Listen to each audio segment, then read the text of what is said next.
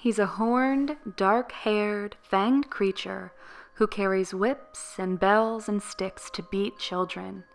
He's St. Nick's other half. He's been scaring children since the 13th century, and he's still alive and well. Meet Krampus.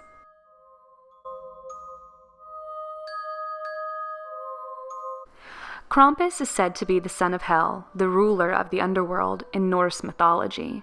He's a centuries-old beast whose tradition is carried out in Germany. He was created as a way to terrorize children into behaving.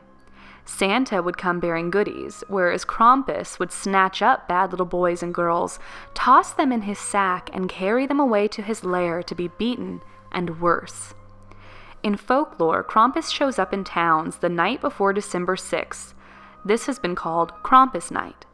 The following day is actually St. Nicholas Day, when children would look out their windows to see if the shoes they left had been filled with presents or rods.